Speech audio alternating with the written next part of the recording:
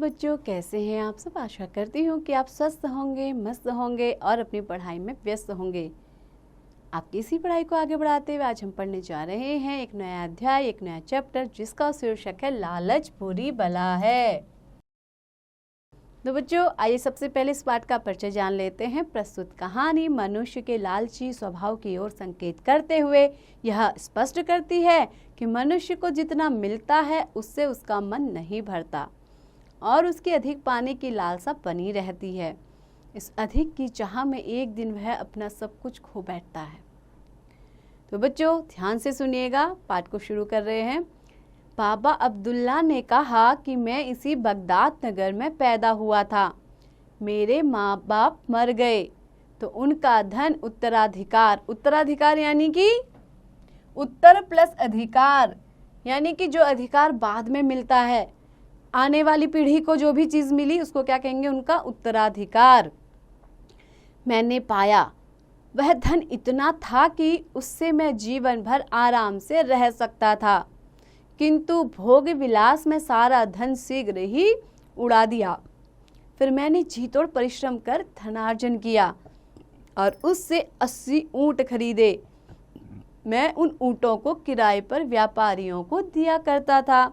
उनके किराए से मुझे काफी लाभ हुआ। एक बार हिंदुस्तान जाने वाले व्यापारियों का माल ऊंटों पर लाद कर मैं बसरा ले गया। वहां माल को जहाजों पर चढ़ाकर और अपना किराया तथा अपने ऊंट लेकर बगदाद वापस जाने लगा।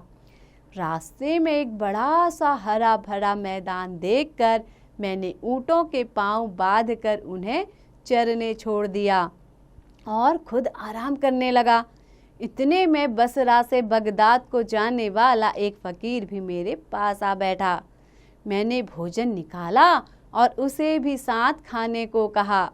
खाते खाते हम लोग बातें भी कर रहे थे। उसने कहा, तुम दिन रात बेकार मेहनत करते हो। यहाँ से कुछ दूरी पर एक ऐसी जगह है जहाँ अपार द्रव्य भरा पड़ा है। बच्चों, द्रव्य यानी कि बहुत सारी धन दौलत। तुम इन 80 ऊंटों को बहुमूल्य रत्न और असरफियों से लाद सकते हो और वह धन तुम्हारे जीवन भर के लिए काफी होगा।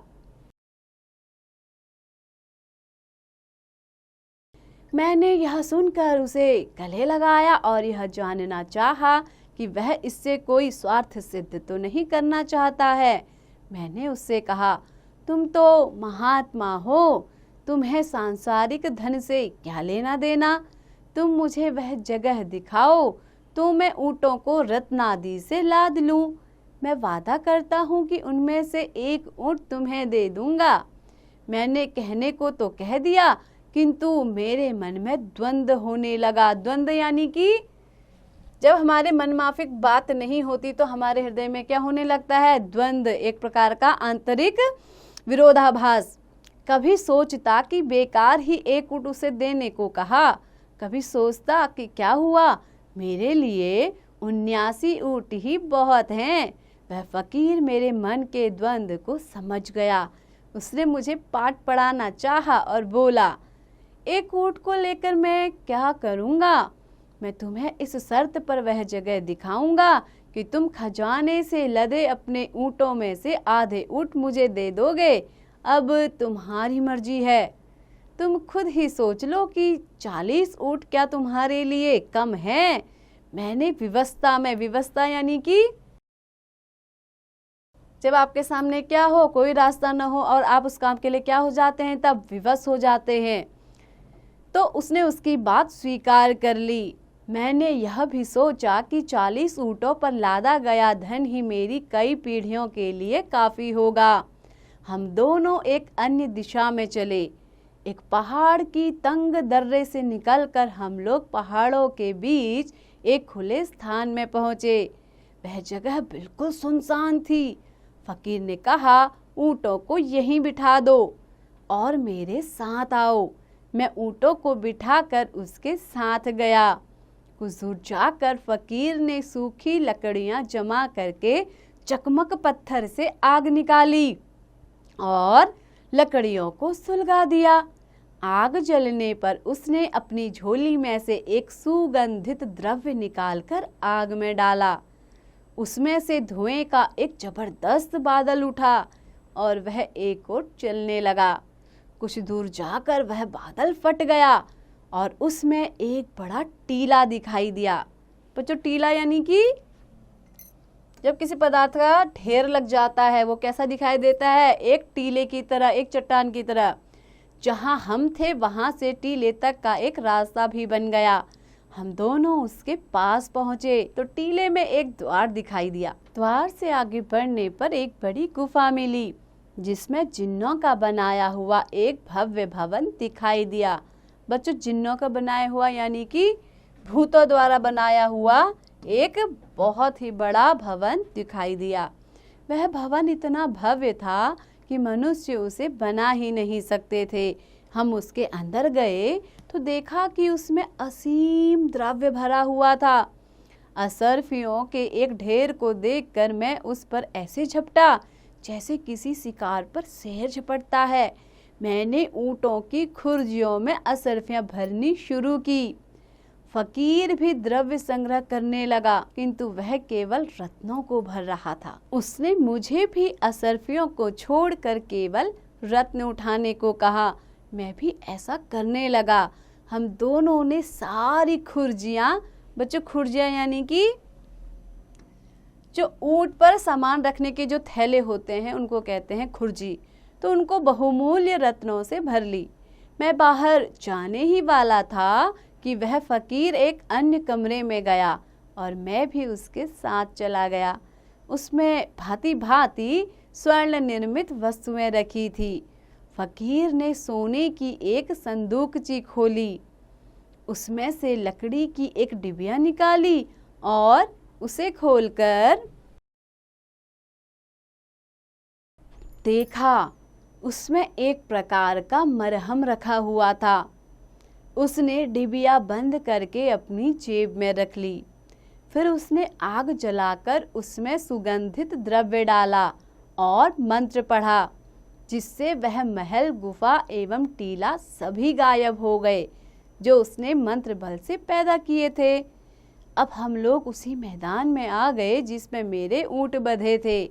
हमने सारे ऊंटों को खुर्जियों से लादा और वादे के अनुसार आधे आधे ऊंट बांटकर फिर उस तंग दर्रे से निकले। बच्चों, दर्रा यानी कि दो पहाड़ियों के बीच से होकर गुजरने वाला संकरा मार्ग, पतला मार्ग, उसको कहते हैं दर्रा, जहां से होकर आए थे। बसरा और बगदाद के मार्ग पर पड़ने वाले मैदान में पहुंचकर मैं अपने 40 ऊंट लेकर बगदाद की ओर चला और फकीर 40 ऊंट लेकर बसरे की ओर रवाना हुआ। मैं कुछ ही कदम चला था कि शैतान ने मेरे मन में लोभ भर दिया और मैंने पीछे की ओर दौड़कर फकीर को आवाज दी। वह रुका तो मैंने कहा, साईं जी, आप तो भगवान के भक्त हैं, आप इतना धन लेकर क्या करेंगे? आपको तो इससे भगवान की आराधना में कठिनाई ही होगी। आप अगर बुरा न माने तो मैं आपके हिस्से में से 10 ऊंट ले लूं। आप तो जानते ही हैं कि मेरे जैसे सांसारिक लोगों के लिए धन का महत्व होता है। फकीर इस पर मुस्कुराया और बोला, अच्छा, 10 ऊंट और ले जाओ। जब फकीर ने अपनी इच्छा के बगैर हीला हुज्जत किए 10 ऊंट मुझे दे दिए। हीला हुज्जत यानी कि किसी भी प्रकार का क्या हुआ, आपस में बहस नहीं करी,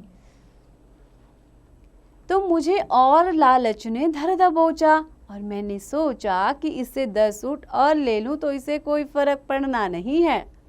अतएव मैं उसके पास फिर गया और बोला, साईं जी, आप कहेंगे यह आदमी बार बार परेशान कर रहा है, लेकिन मैं सोचता हूँ कि आप जैसे संत महात्मा 30 ऊँटों को भी कैसे संभालेंगे।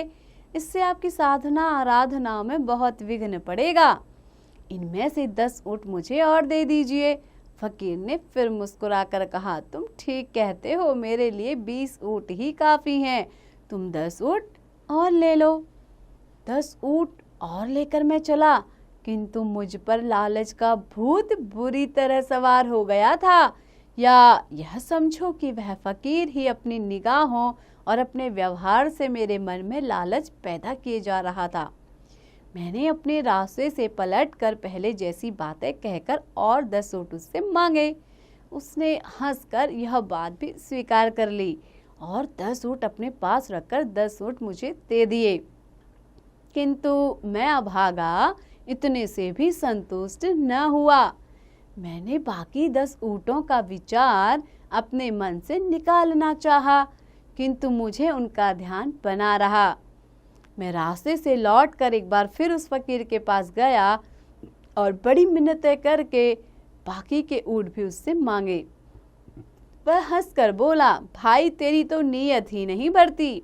अच्छा, यह बाकी 10 ऊँट भी ले जा, भगवान तेरा भला करे। सारे ऊँट पाकर भी मेरे मन का खोट न गया। मैंने उससे कहा, साईं जी, आपने इतनी कृपा की है तो वह मरहम की डिबिया भी दे दीजिए जो आपने जिन्नों के महल से उठाई थी। उसने कहा, मैं यह डिबिया नहीं दूंगा। अब मुझे उसका लालच हुआ। मैं फकीर से उसे देने के लिए हुज्जत करने लगा। बच्चों, हुज्जत करना यानी कि मैं उससे बहस करने लगा। मैंने मन में निश्चय कर लिया था कि यदि फकीर ने अपनी इच्छा से डिबिया नहीं दी तो मैं जबरदस्ती करके उससे डिबिया ले लूँगा। मेरे मन की बात को जानकर फकीर ने वह डिबिया भी मुझे दे दी और कहा, तुम डिबिया जरूर ले लो, लेकिन यह जरूरी है कि तुम इस मरहम की विशेषता समझ लो। अगर तुम इसमें से थोड़ा सा मरहम अपनी बाईं आंख में लगाओगे तो तुम्हें सारे संसार के गुप्त कोश दिखाई देने लगेंगे। अगर तुमने इसे दाहिनी आंख में लगाया तो तुम सदैव के लिए अपनी दोनों आंखों से अंधे हो जाओगे। मैंने कहा, साईं जी, आप तो इस मरहम के पूरे जानकार हैं, आप ही से मेरी आंख में लगा दें। फकीर ने मेरी आंख बंद की और थोड़ा सा मरहम लेकर पलक के ऊपर लगा दिया। मरहम लगते ही वैसा ही हुआ जैसा उस फकीर ने कहा था, यानी दुनिया भर के गुप्त और भूमिगत धन कोश मुझे दिखाई देने लगे। मैं लालच में अंधा तो हो ही रहा था। मैंने सोचा कि अभी और कई खजाने होंगे जो नहीं दिखाई दे रहे। मैंने दाहिनी आंख बंद की और फकीर से कहा, इस पर भी मरहम लगा दो ताकि खजाने भी मुझे दिखने लगे। फकीर ने कहा, ऐसी बात न करो, अपने दाहिनी आंख में मरहम लगा तो तुम हमेशा के लिए अंधे हो जाओगे। मेरी अकल पर पर्दा पड़ा हुआ था। मैंने सोचा कि यह फकीर मुझे धोखा दे रहा है। यह भी संभव है कि दाहिनी आंख में मरहम लग जाने से मुझे उस फकीर की शक्तियों के रहस्य मालूम हो जाए। वह फकीर बार बार कहता रहा है कि यह मूर्खता भरी जिद छोड़ो और मरहम को दाईं आंख में लगवाने की बात न करो। किंतु मैं यही समझता रहा कि वह स्वार्थवश ही मेरी दाईं आंख में मरहम नहीं लगा रहा है। उसने मुझसे कहा, भाई तू क्यों जिद कर रहा है? मैंने तेरा जितना लाभ कराया है, क्या उतनी ही हानि मेरे हाथ से उठाना चाहता है? मैं एक बार भलाई करके अब तेरे साथ बुराई क्यों करूं? किंतु मैंने कहा, जैसे आपने अभी तक मेरी हर जिद पूरी की, वैसे ही आखिरी जिद भी पूरी कर दीजिए। अगर इससे मेरी कोई हानि होगी तो उसकी जिम्मेदारी मुझ पर ही होगी, आप पर नहीं।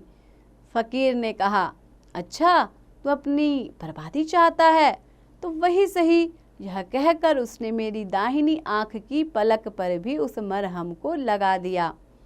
मरहम लगते ही मैं बिल्कुल अंधा हो गया। मुझे अपार दुख हुआ। मुझे अपनी मूर्खता भी याद न रही। मैंने फकीर को भला बुरा कहना शुरू किया और कहा, अब यह सारा धन मेरे किस काम का? तुम मुझे अच्छा कर दो और अपने हिस्से के 40 ऊँट लेकर चले जाओ। उसने कहा, अब कुछ नहीं हो सकता, मैंने तुम्हें पहले ही चेतावनी दी थी। मैंने उससे बहुत अनुनय विनय की। बच्चों, अनुनय विनय करना यानी कि प्रार्थना करना।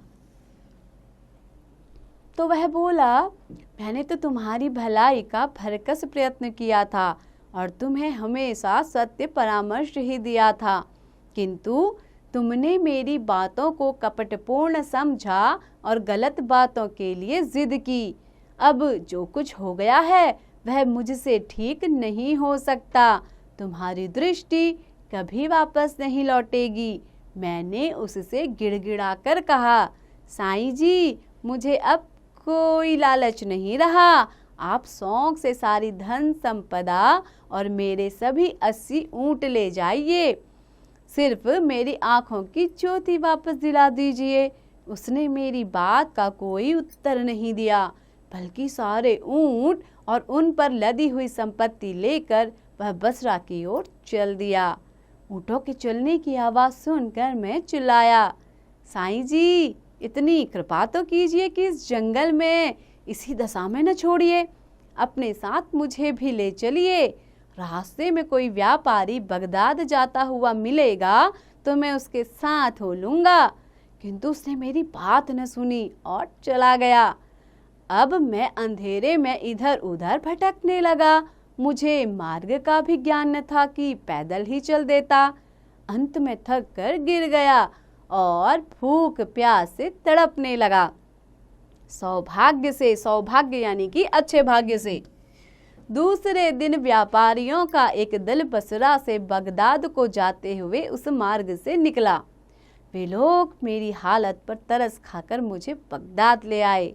अब मेरे सामने इसके अलावा कोई रास्ता नहीं रहा कि मैं भीख मांगकर पेट पालूं। मुझे अपनी लालच और मूर्खता पर इतना खेद हुआ कि मैंने कसम खा ली कि किसी से भीख नहीं लूँगा। उसकी दर्द भरी कहानी सुनकर खलीफा ने कहा, तुम अपनी हालत के लिए खुद जिम्मेदार हो, अल्लाह तुम्हें माफ़ करे। अब तुम जाकर सारी भिक्षुक मंडली को अपना वृतांत बताओ, ताकि सभी को मालूम हो कि लालच का क्या फल होता है। अब तुम भीख मांगना छोड़ दो। मेरे खजाने से तुम्हें हर रोज 5 रुपये मिला करेंगे और यह व्यवस्था तुम्हारे जीवन भर के लिए होगी। बाबा अब्दुल्ला ने जमीन से सिर लगाकर कहा, सरकार के आदेश का मैं खुशी से पालन करूंगा। तो बच्चों, जो कहानी थी ये अलिफ लैला से ली गई थी। तो आपको कैसी लगी? आशा करती हूँ कि बहुत ही रोमांचक लगी होगी, मनोरंजक लगी होगी। साथ ही आपने इससे क्या सीख ली कि हमें कभी भी ज़्यादा लालच नहीं करना चाहिए। ज़्यादा तो क्या, लालच करना ही नहीं चाहिए, क्योंकि लालच बुरी बला है। तो बच्चों, ऐसे ही पढ़ते रहिए, आगे बढ़ते रहिए और हाँ, इसका अभ्यास जरूर कीजिए।